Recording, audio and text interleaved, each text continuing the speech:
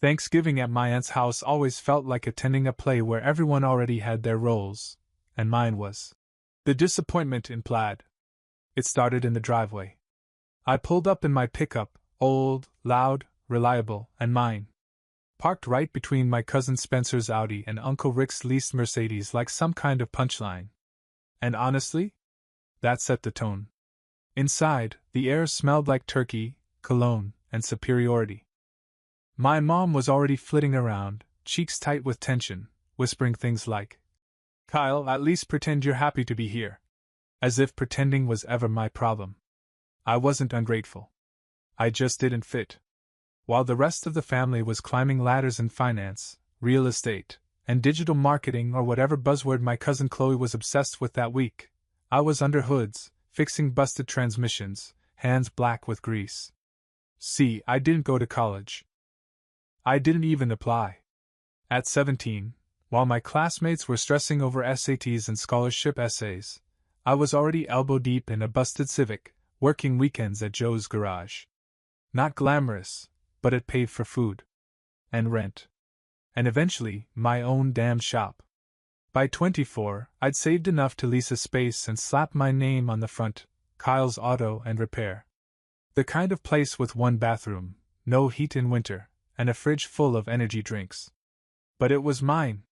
No investors. No startup seed funding.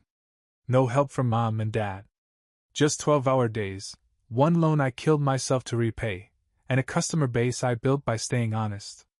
But to my family? I was still just a mechanic. At every gathering, someone would crack a joke. Still elbow deep in engine guts? Heard you work with your hands. Guess college wasn't for everyone. One time, Aunt Patty even asked if I'd consider going back to school to get a real career. She said it gently, like I was a dog they hadn't given up on yet. But that year's Thanksgiving? That was the last straw. Dinner was the same as always, a weird mix of dry turkey, overcooked green beans, and tension so thick you could carve it. I sat next to the kitchen door, far from the center where the real conversations happened. Fine by me. Then Uncle Rick, loud, balding, full of opinions and garlic mashed potatoes, turned to me mid-bite and said, loud enough for the kids' table to hear, "So, Kyle, still a wrench monkey?" The room froze. And then, of course, came the laughter. Chloe giggled behind her wine glass. Spencer snorted, almost choking on his stuffing. Even my mom chuckled, but in that please don't ruin this day kind of way. I didn't laugh.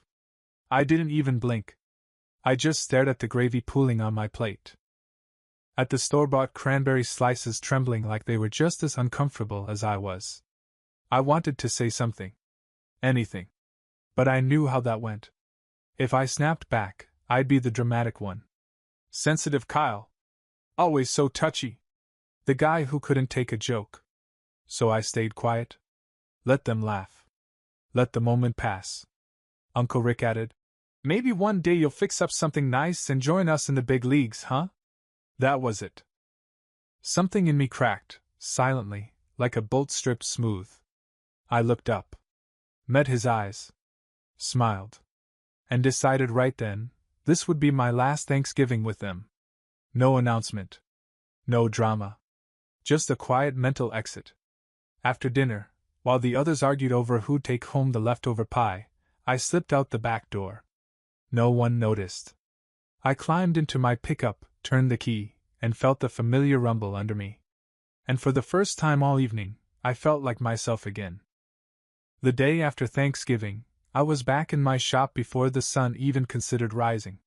The place smelled like rubber, metal, and cheap coffee, the holy trinity of small-town survival. I flipped the switch. Buzzing fluorescent lights flickered overhead. The heater groaned to life like an old man getting out of bed, and I got started on another round of jobs that wouldn't finish themselves.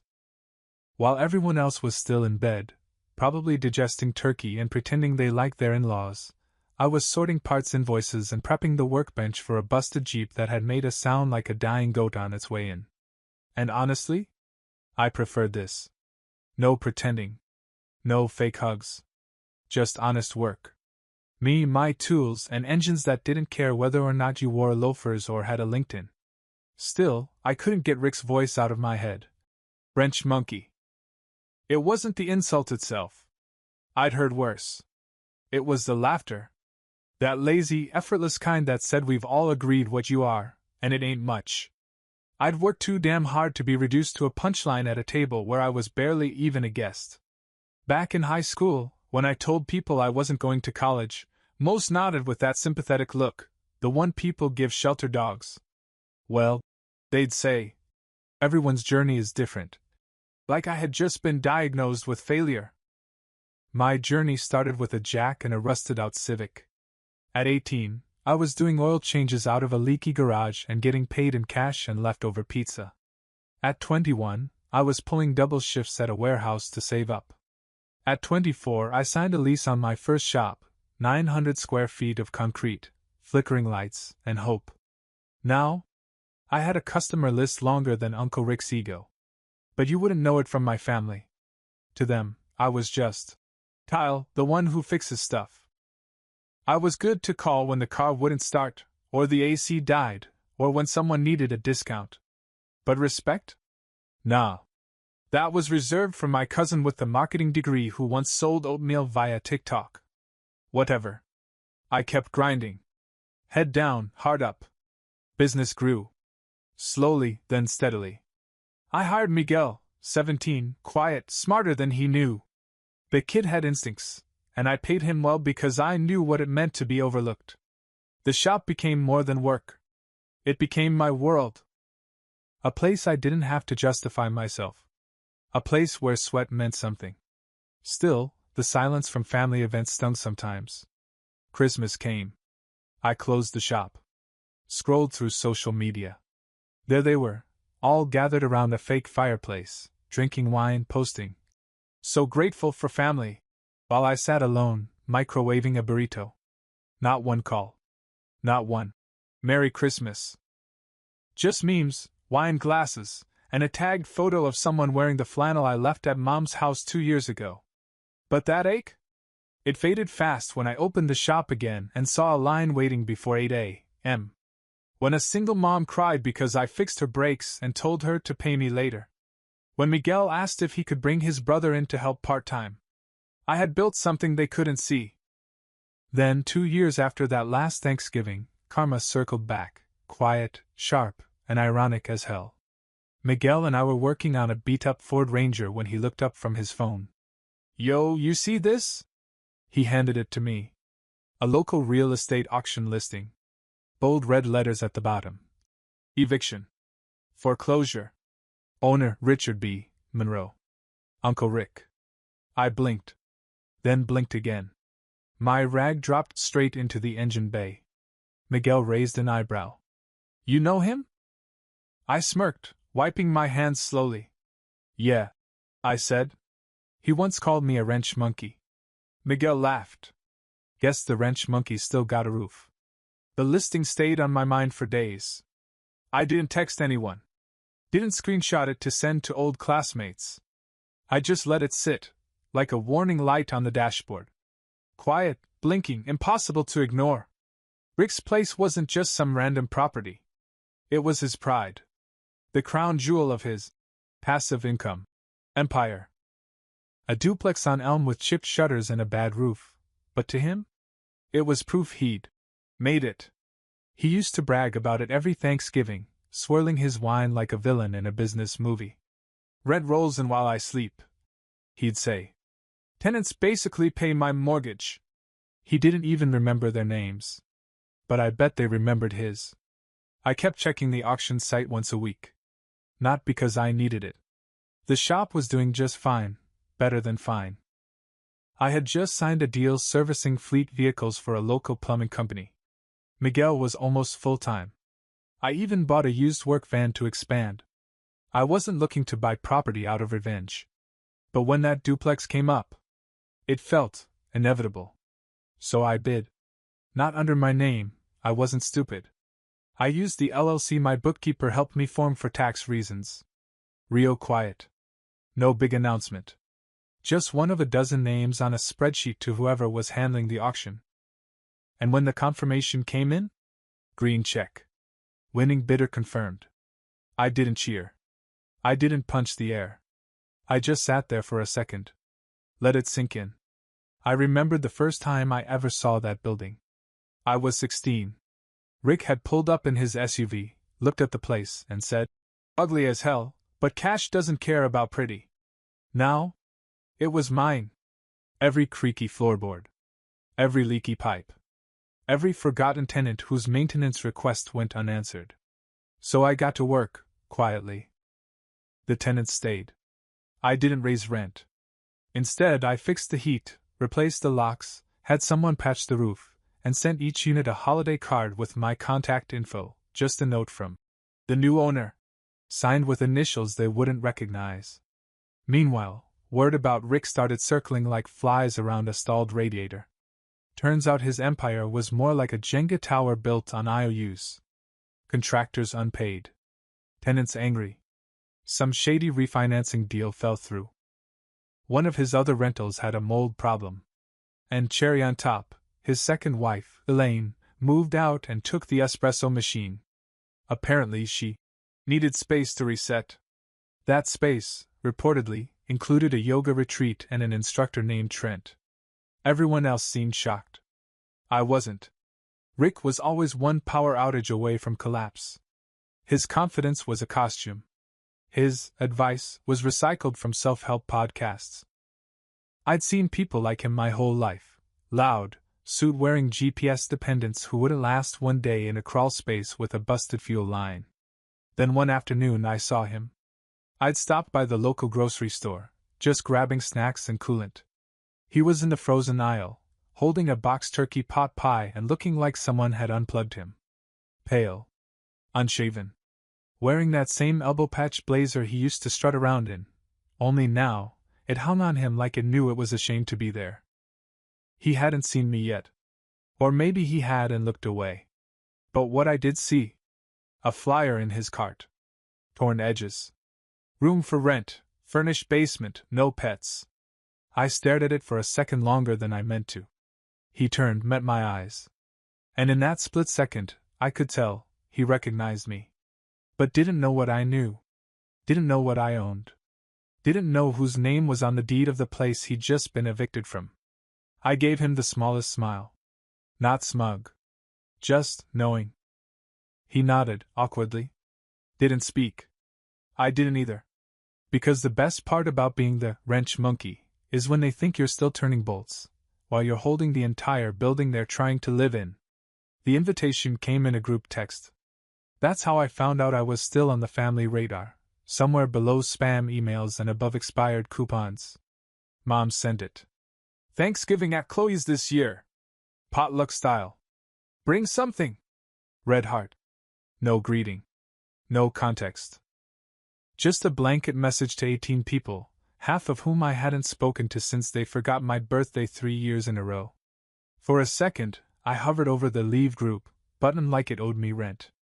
But then, I didn't. Not because I wanted to go.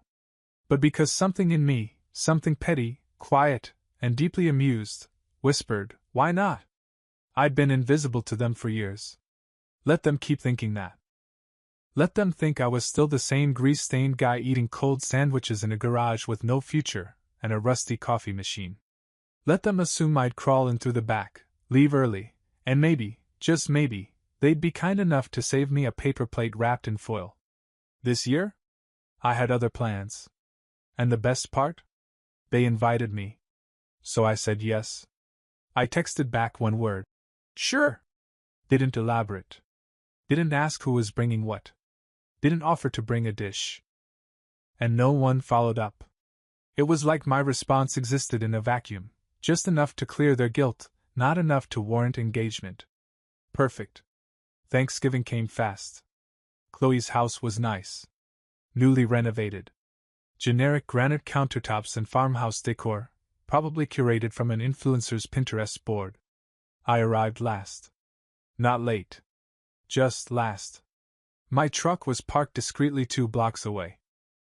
I walked the rest of the way, dressed neatly, black jeans, boots polished, a clean button-up, and a watch that cost more than Rick's current deposit. Miguel had given it to me last month as a thank you gift for promoting him to lead technician. I hadn't worn it yet. Felt like the occasion. When I walked in, nobody noticed at first. The party was in full swing, laughter, wine, half-warmed casseroles, Rick already 3 drinks in and doing that thing where he jokes loudly so everyone knows he's fine. I stood in the doorway for a second, taking it all in. Then Mom saw me. "Oh, Kyle, you made it." That same surprised tone people use when the neighbor's cat comes back after vanishing for a week. I nodded. "Yeah. Wouldn't miss it." I walked past Rick. He didn't look up. Chloe hugged me like I was a stranger she didn't want to offend. Spencer gave me a chin nod. And Patty said, "Wow, you clean up nice." Like she expected me to show up covered in axle grease and holding a wrench like Thor's budget cousin. I didn't say much. Just smiled. Dinner started not long after. I sat near the end of the table. Not the kid table, but not the middle either. Strategically placed, just far enough from the spotlight. The food was fine. Conversation was predictable. Chloe talked about her brand deal. Spencer complained about airport lounges. Rick, of course, started going on about how hard it is to find quality rental properties now that the market's gone to hell. I chewed slowly. The turkey was dry. Again. At some point, Chloe turned to Rick and asked casually, "So what happened with that old duplex you used to rent out?" Rick scoffed. "Oh, that place? Long gone. Bunch of nonsense with the bank. Some nobody bought it at auction. Probably turning it into a meth lab." Laughter. I didn't laugh. I just kept sipping my water, quietly calculating how long I'd let this charade stretch. Then Chloe added, "Wait, didn't you say you don't even know who bought it?" Rick rolled his eyes. "Yeah, some LLC or whatever. Never met the guy." I set my fork down gently, wiped my mouth with a napkin, and smiled, wide this time. The moment was coming. But I wasn't rushing it. Because sometimes the best way to serve a dish isn't cold. It's slow-roasted, carved carefully, and plated right in front of the person who called you a wrench monkey while your name was on their eviction papers. And dinner was far from over. Rick didn't know. That was the best part. He was still sitting there, elbows on the table like he owned the place, sipping boxed Cabernet and cutting into dry turkey as if the universe hadn't personally handed him an eviction notice wrapped in karma. I watched him for a moment. He looked smaller than I remembered. Not physically. He still had that puffed chest and gold chain peeking out of his open collar, but there was something hollow behind the eyes now. Like a guy still pretending to play poker, even after losing his last chip. Across the table, Chloe started talking about real estate. Again. She had just bought a condo in Florida with natural light and smart appliances, as if the refrigerator's ability to connect to Wi-Fi was a personality trait. "Investing young is the key," she chirped, swirling her mimosa like she was being interviewed. Rick jumped in like clockwork. "I told you years ago, real estate's how you build wealth. You know I had 4 properties at one point?" Had. Past tense. I didn't speak. Didn't need to. Aunt Patty nodded along, eyes glazed over. She was halfway through a sweet potato casserole and had clearly checked out 2 Rick Braggs ago. Then Spencer leaned forward, all smug. "Yeah, but the market's trash now. Too many broke people trying to get in." And that got Rick going. He launched into a mini rant about lowball buyers and people who gamed the system. How someone sniped his Elm Street property right out from under him because the bank didn't play fair. Chloe blinked. "Wait, wasn't that the duplex with the peeling shutters?" Rick sighed like he was recalling a fallen empire. "Yeah. Someone bought it through an LLC. Guy probably doesn't even know what a P&L statement is." I cleared my throat softly. The room glanced my way briefly. I leaned forward casually. "Actually," I said, setting my water down, "LLCs are pretty common in property deals. Keeps things clean on the tax side." Rick raised an eyebrow. "What would you know about that?" I smiled. "You'd be surprised." He smirked, clearly not threatened. Well, if you ever want to see how it's really done, I've got a few contacts left. Chloe laughed. Maybe Kyle can fix up the new guy's meth lab. Cue more laughter. I chuckled too, softly. Then stabbed a green bean.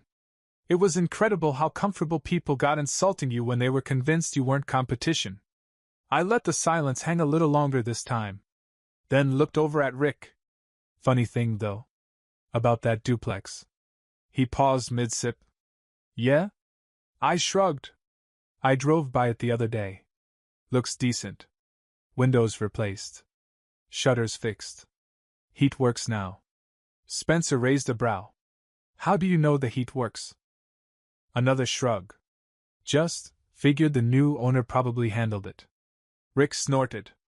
Whoever bought it overpaid. That place was a nightmare. Tenants always complaining. Plumbing shot. Mold in the attic. I smiled. Not anymore. He tilted his head. You know the guy or something? I looked around the table. All eyes on me now. Chloe was half laughing, expecting a punchline. Spencer was chewing slowly like his brain had just started buffering. I took a long sip of water, then leaned back in my chair.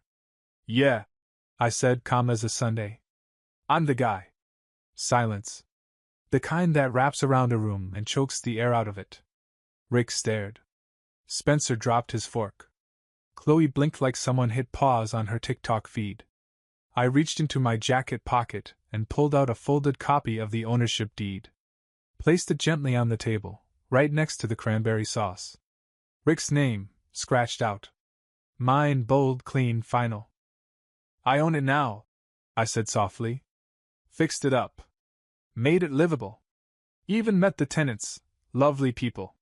One of them even made me cookies. Mom whispered. Wait, you bought Rick's? Yup. Rick opened his mouth, then closed it again. Like a fish, flopping on the tablecloth, looking for water in a room full of wine. I let it breathe. No gloating. No mic drop. Just a quiet truth, set on the table like a well-roasted turkey. I leaned in just slightly. And Rick? I added, my voice just low enough to keep it private. Thanks for the discount. No one said a word. Not for a full 15 seconds. In family time, that's an eternity. Rick just sat there. Hands frozen on his knife and fork like someone had unplugged him mid-slice. His jaw shifted slightly, but no sound came out. Chloe's mouth was open, a frozen screenshot of disbelief, and Spencer suddenly found his mashed potatoes deeply fascinating. I took a bite of stuffing. Dry. Still worth it. Mom blinked a few times, like her brain was trying to reboot. So, you really bought it? She finally asked, her voice soft. Yup. By yourself? I wiped my mouth. No, I said flatly. I called Elon Musk for backup. Spencer choked on a laugh. And Patty gasped. Chloe tried to smile like nothing was awkward and failed miserably. Rick still hadn't moved. It was almost impressive, how still a man could go when everything he stood for was yanked out from under him in public. Like watching a statue realize it had been carved with the wrong face. Then finally, he spoke. You think this makes you better than me? I set my fork down. No, I said, calm as ever. I think fixing everything you neglected makes me a decent landlord. The fact that you made it so easy? That's just a bonus. Aunt Patty sputtered. Kyle, don't you think that's a little? No, I cut in, still steady. I don't. I leaned forward slightly. When I was doing oil changes for $50 in a garage with no heater, none of you asked how I was doing. No one offered help. No one called. But now that I own something one of you lost, suddenly I'm worth a reaction? No one argued. They just shifted uncomfortably in their seats, like the table itself had grown too small for their silence. Rick finally looked up at me, really looked. You planned this, he muttered. I met his eyes. Nope. I just didn't throw away opportunities the way you threw away roofs and broken heaters and ignored your tenants. He went quiet again. Mom tried to change the subject, bless her performative heart. So, Kyle, are you seeing anyone? I raised an eyebrow. Seeing? Like therapy? Sure. I own a business.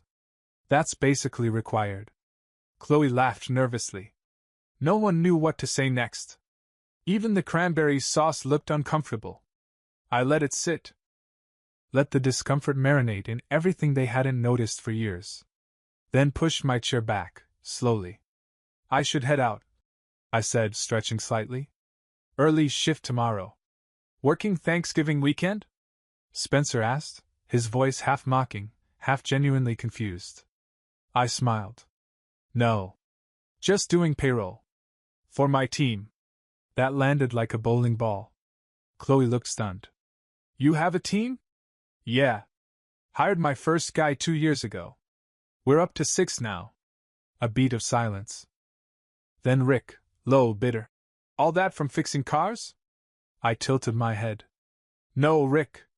All that from not wasting time laughing at people who fix cars. And with that, I grabbed my coat and walked toward the door. No dramatics. No slammed doors. No fiery speech. Just a soft, simple exit. On the way out, Chloe called after me. Kyle, wait. I turned. She looked unsure. A little pale. Why didn't you ever tell us? I shrugged. Didn't think anyone was listening.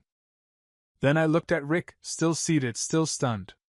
By the way, I added, almost as an afterthought, your former tenant said hi. He didn't respond. Didn't have to.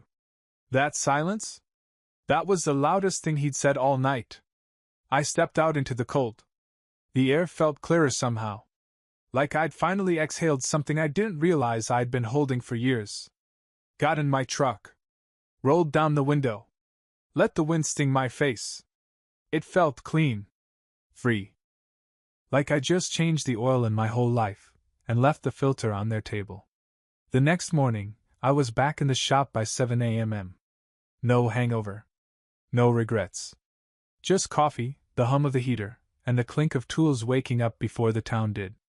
Miguel was already there, unlocking the bay doors. You're early, he said. I nodded. Just needed some peace. He didn't ask. Didn't need to. One of the best things about real friends, they don't need the full story to offer you the right kind of silence. I walked through the shop like I always did, taking in the place. The concrete floors. The smell of oil and brake dust. The little corner where we kept the coffee and bagels on Fridays. The old photo on the wall, me, greasy, holding the keys on opening day. I remembered that day clearly. No one from the family showed up. Not one. And yet here I was. Years later. Still standing. Stronger than ever. There was something satisfying about knowing I'd built it all from scratch. With scraped knuckles, second-hand tools, and a phone full of rejected voicemails. No trust fund. No safety net. Just stubbornness and late nights and the refusal to stay a joke in someone else's story. By noon, we knocked out 2 tire rotations, a radiator install, and an AC repair. Regular Friday stuff. Until I got a text from Chloe. Chloe. Hey, just wanted to say I'm sorry. I didn't know how much you'd done. Guess I never asked? You ever want to talk, I'm here. I stared at it for a long time. Typed something. Deleted it. Typed again. Deleted again. In the end, I didn't reply. Not out of spite, just, what was there to say? That I appreciated her apology? That it came a few years and one eviction too late? Instead, I slid my phone back into my pocket and kept working. Let the actions speak. Later that afternoon, a tenant from the duplex texted me too. Tenant Marcia. Happy holidays, Mr. Kyle. The heater works perfectly, thanks again. I left a little something on the porch for you. Hope you like gingerbread. That one made me smile. I swung by after work. Sure enough, there was a small tin on the front step with a bow and a note that said, Landlords like you are rare. I wasn't used to that kind of praise. Still felt weird sometimes. But I was starting to believe it. I drove home slowly that night. No music. Just the hum of tires and the soft ping of cooling metal from the engine. It was strange, how quiet the world could be after years of noise. The kind of noise that sounded like dismissive laughter, or backhanded compliments, or the word wrench monkey, said loud enough for the room to laugh but quiet enough to deny later. That noise was gone now. Replaced with something better. Something earned. At a red light, I looked out the window and realized I didn't feel angry anymore. I didn't feel like proving anything. I didn't need applause or recognition. I had what I wanted. My own name. On the deed. On the shop. On the respect I never asked for, but earned anyway. Almost exactly 2 years after that Thanksgiving, I was invited to another dinner. But not by family. This one came from my duplex tenants. Marcia, the older woman from Unit 2B, sent me an email. We're hosting a community dinner for the holidays. You're more than welcome to stop by. We'd love to thank you in person. I didn't usually go to tenant events. Always figured I should give people space, not show up like I was the hero of their story. But this time? This one felt different. So I brought pie. When I arrived, there were maybe 20 people, neighbors, kids running around with paper crowns, someone's golden retriever sleeping under the buffet table. The smell of cinnamon and roasting vegetables filled the hall. It was loud, warm, messy, nothing like Chloe's pristine dinner table. And somehow, 1,000 times better. I was halfway through a conversation with a retired mechanic named Rudy when someone tapped my shoulder. "Excuse me," a voice said. I turned. It was Rick. Holding a takeout container and looking like a man who hadn't had a good meal, or a good night's sleep, in a while. We stared at each other for a second. "How'd you even?" I started. "I live 2 streets over," he said. "Marcia invited me. Didn't know you'd be here. Didn't know you'd be welcome," I replied. He flinched, just slightly. Then he looked around. "They all know? That I'm the owner?" He nodded. I smiled. "Yeah. They do." He was quiet again. Eventually he mumbled. "The place looks good." I nodded. "It does. Because I care." Rick exhaled like it hurt. "You did what I couldn't." "No," I said. "I did what you wouldn't." He didn't argue. Didn't even stay. Just left his takeout container on the table and walked out, hands in his pockets, head low. That night, Marcia handed me a little thank you card signed by every tenant. Inside was a photo, the whole group, smiling in front of the duplex. I put it on my office wall, right next to the framed deed. And underneath it, I hung a tiny wrench. Painted gold.